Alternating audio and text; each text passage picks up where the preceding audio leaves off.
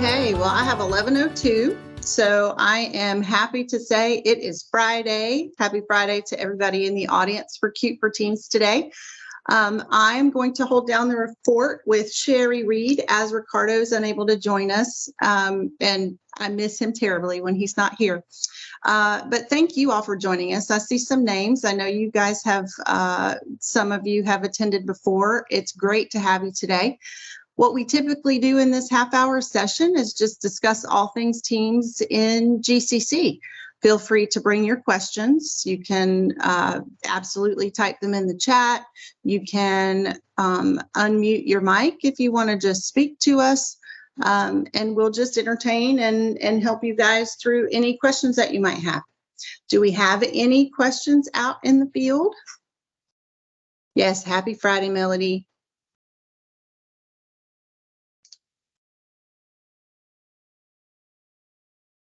So I'll give a quick, oh, sorry, go ahead, Glenn. Oh, I have a quick question. Okay, we're setting up a large meeting that has internal and external people. And Okay. a few of the external people are going to be speaking, and a few of the internal people are going to be speaking, but most are not. So we're checking the boxes in the Teams calendar setup, mute all cameras and mute all microphones. And in the select a presenter, we have created a few internal presenters. And as the external people come in, we are thinking to, the organizer will unmute their cameras and microphones so that they can speak, although they will not be able to present.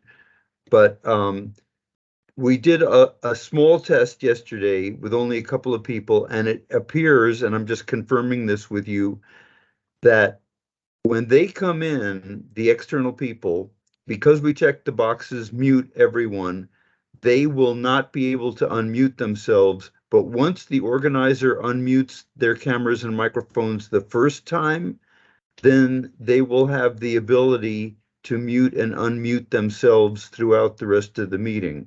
Does that make sense to you? Does that sound correct? It does. As soon as their camera and their mic are enabled, they will stay enabled, unless their role is changed, which would have to be upon the organizer to do. When those external guests arrive in the meeting, the organizer, rather than enabling their camera and enabling their mic, they could change the meeting options during the meeting as the organizer and give those external folks who need to present the presenter role. So I just want to make sure you're aware. You can elevate external participants in your meetings to presenters once they've arrived. You just don't have the opportunity to do that prior to the meeting starting. Oh, okay. Well, thank you very much. Sure. Yeah. So consider that, because that may end up being fewer clicks depending on how many of those external folks you expect that might present during that meeting. Melody, you have a hand up? Yeah, you know, I've got all kinds of suggestions for this. We do this kind of stuff in the county all the time. So also, one thing that you may want to think about doing is creating at least one co-organizer. So the person who schedules the meeting can add co-organizers, and they can also monitor those external people coming in and promote them to a presenter. When you have a big meeting like that, in my opinion, it's really great to have at least one co-organizer, so someone can be watching all the people joining. They can keep that panel open to the right. Someone else could keep the chat open if you've enabled chat. That way you don't have someone trying to go back and forth between chat and what's going on with the people who are joining. That's just one of my recommendations from experience with teaching best practices to our county departments for these big sort of meetings. Thank you. Yeah, absolutely. I agree with all of those points Melody just suggested. I have an opportunity to share my screen and talk through this if anybody on the call would benefit from that, I'm happy to share my screen and I can coach you guys on the meeting options. I know that we've covered that in prior Cute for Teens though, so I don't want to exhaust it if there's other questions out there as well.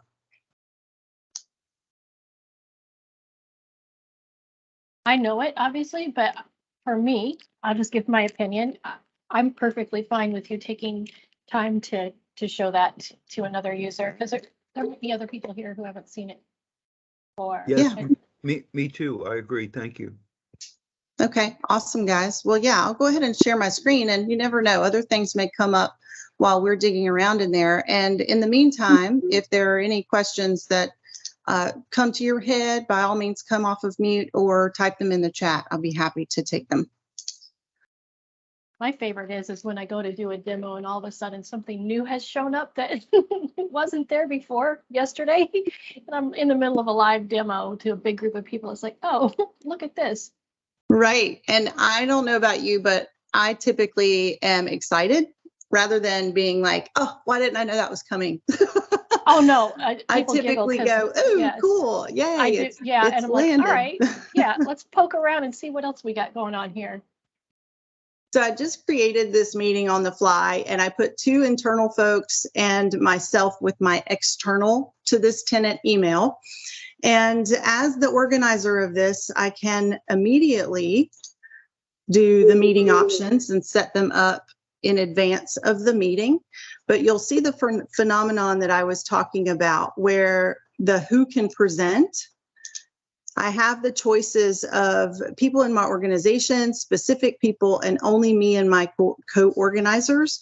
Well, let's say that one of those folks internally and one externally are needed to present. And this is exactly the scenario Glenn asked the question about.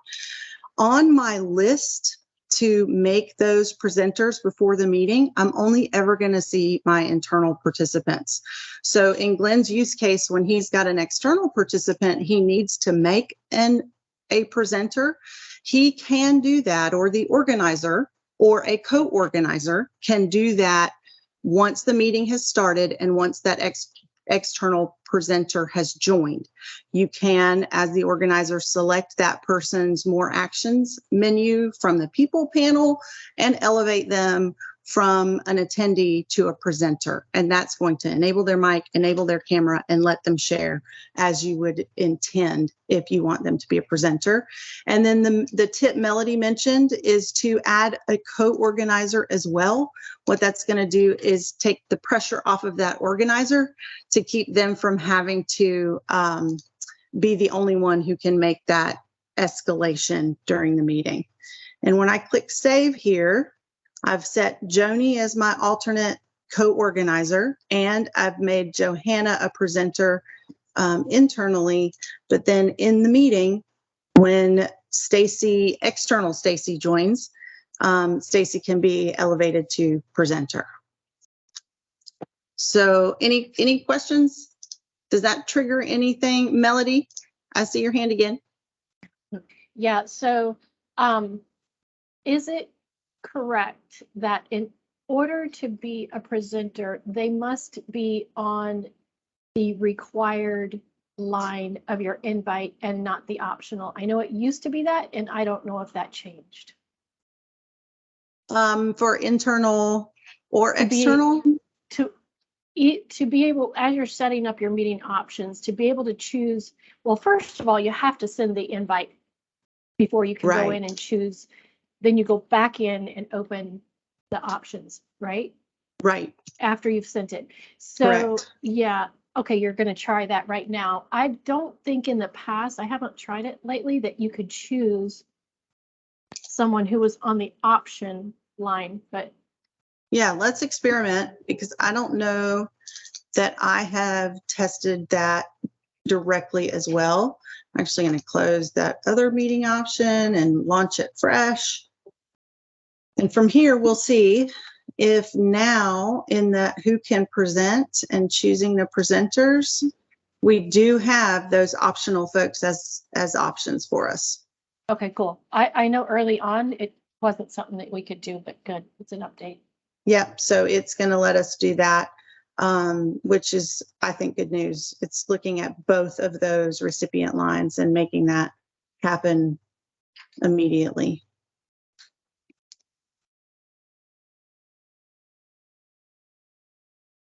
So I'm not going to join this meeting from this, although I could join from the mobile. Even in the mobile, I have the ability to control some of the meeting options, which is really awesome to me.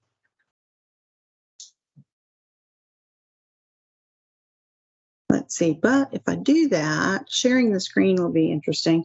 Why don't we not join this meeting? Because I don't want it to share my camera or mic into the other browser join. But as that organizer, I'm going to have the ability to tweak those meeting options on the fly. Hopefully you guys are familiar with where to find that in your Teams window. If you're not, you can look at it now. So in the meeting that you're attending right now, you could look at your More Actions menu if you're on the desktop client, and you can take a look at the options. You either might not see it or it's probably grayed out, but in the top section under your device settings, as an organizer, you're going to have the link to the meeting options, and you can change those during the meeting right away. If you haven't done that as an organizer before, I would highly suggest that you be an organizer for a test meeting, invite some of your peers or your coworkers, and just test drive the whole co-organizer and organizer experience in Teams so that you get a feel for it. I have a feeling, though, that if you're in this call, you've probably done that a million times with every feature as we've released it.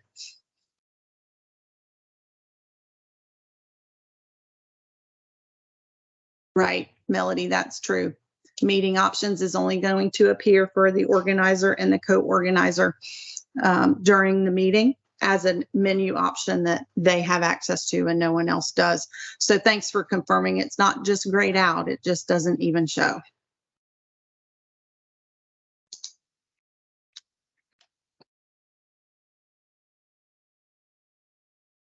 Yeah, thumbs up to you too.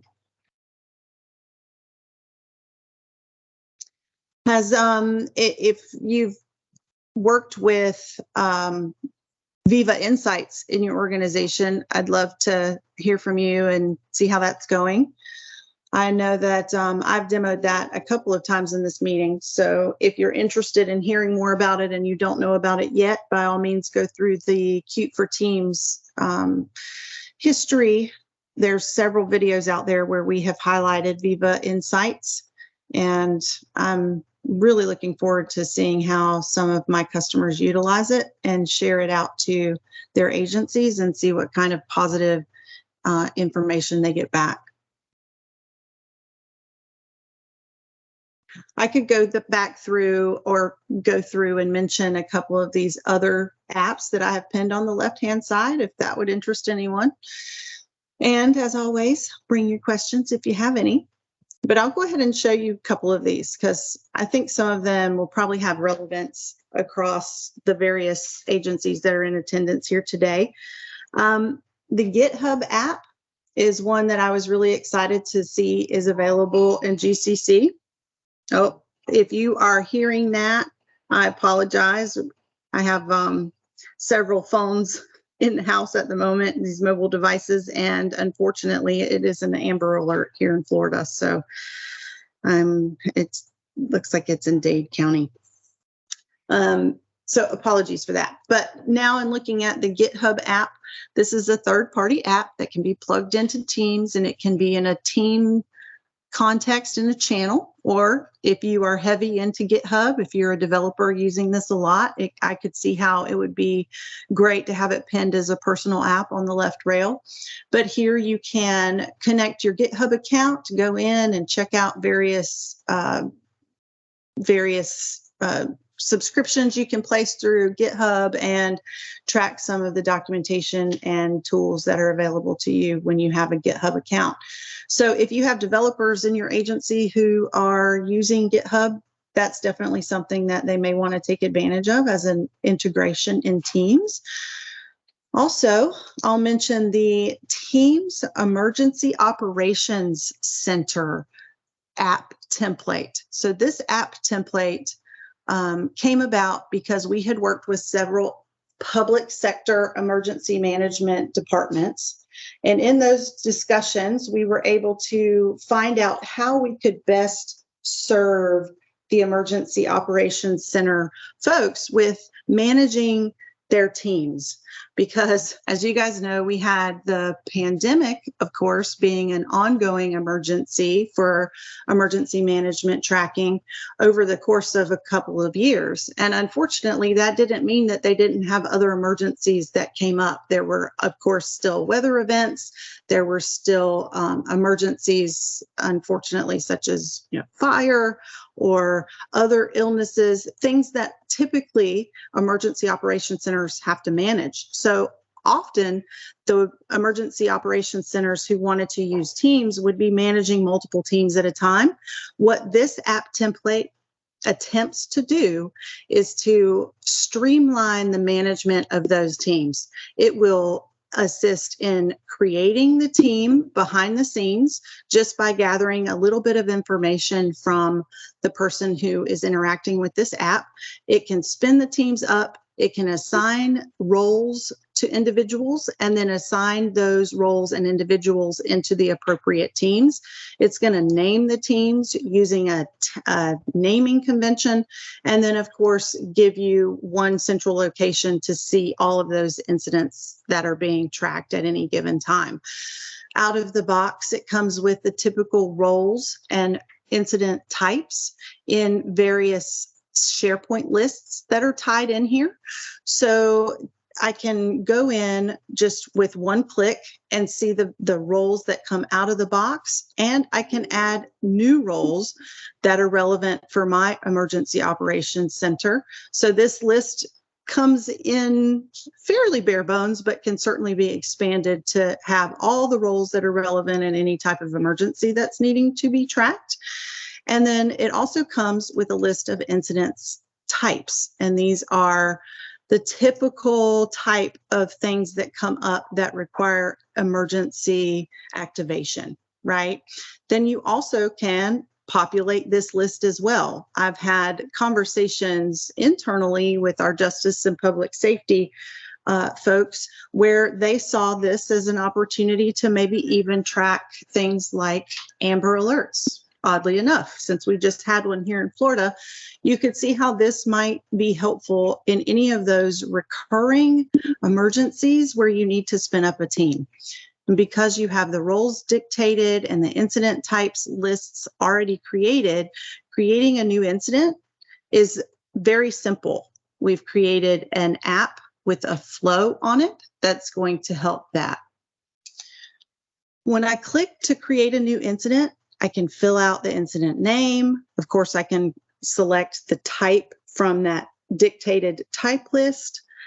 I can do the start date and time and whether or not it's active. I can also change this later. So if an incident is closed, I can make sure everyone is aware of that. I can name my incident commander, who is also going to get ownership to the team that spun up in the background.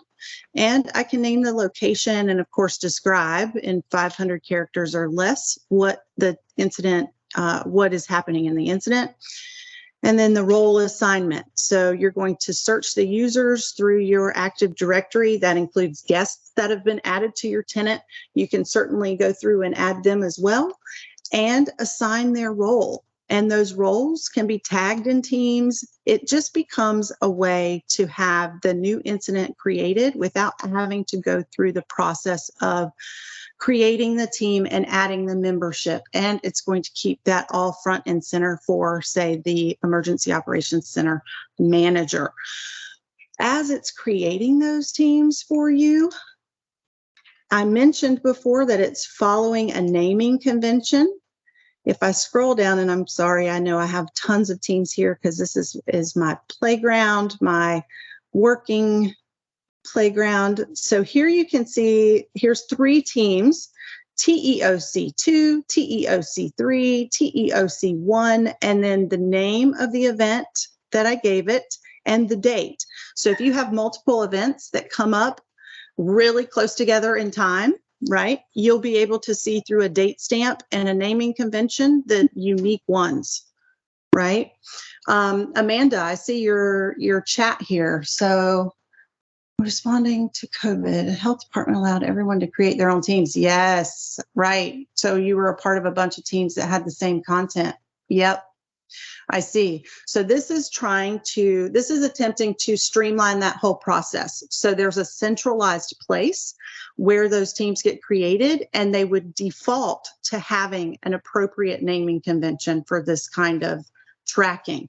Ideally, what that means is if you are in multiple teams, because like I said before, emergencies don't take turns, you would be able to tell at a glance, once you understood the naming convention, which one you needed to be in at any given time, and then track the various channels according to what was needed for that particular event. This is using the emergency incident Teams template. So it's going to come with cookie cutter channels that, through our work with those emergency operations centers, we've identified channels that are recurring, that are helpful to track from event to event. That would be announcements, assessment, logistics, planning, and recovery. So these channels are going to come with that by default. If you have additional channels that you want to make a custom template for, you certainly could do that and modify the app template to take advantage of that custom template. But these are the ones that come out of the box with the emergency incident template that Teams provides you. And then you use these channels appropriately. Like you can see here, let's see, I'm in the shift one. Let me jump around here a little bit and find one. So here in the general channel for the flood that happened on the 29th of April, you can see that on April 4th, the watch officer group was tagged. That means on this particular date, anybody who was working as a watch officer would get the notification that there's new information from the first responders group. So this is giving us an additional way to target information to people appropriately in Teams by using tags.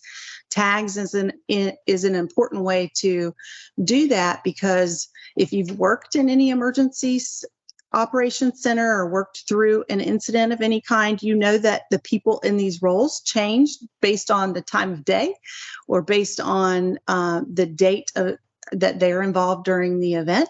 So there's a lot of coming and going in these, but by using a tag, the people that need to see it are going to see it at the right time in their activity feed, and they won't miss a message just because you didn't mention that individual. You can use the tag instead and have it show up in their activity feed. So that's something to keep in mind as a Teams admin. You don't have to use it just in this emergency incident context.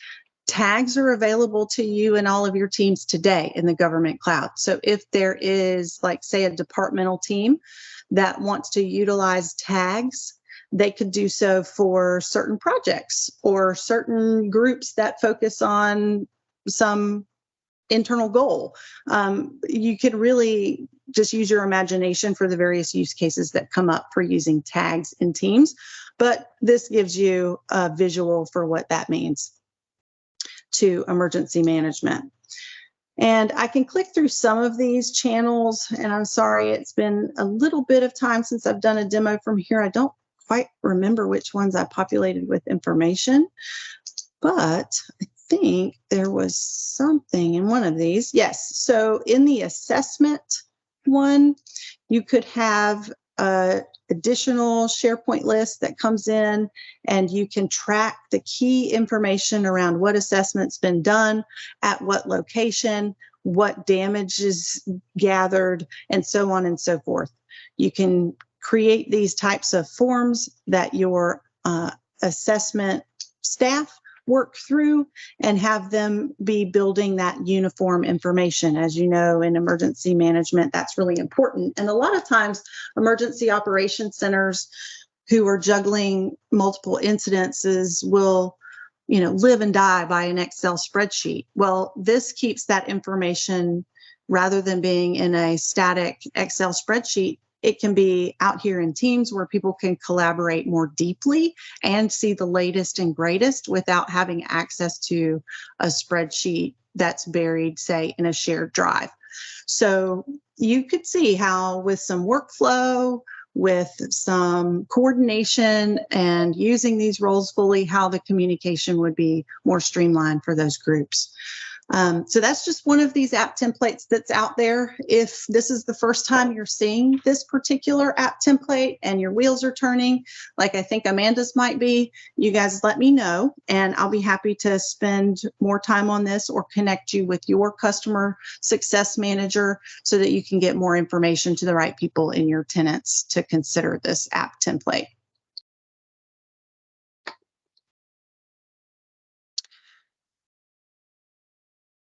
Yeah, Melody, I thought of you guys for sure.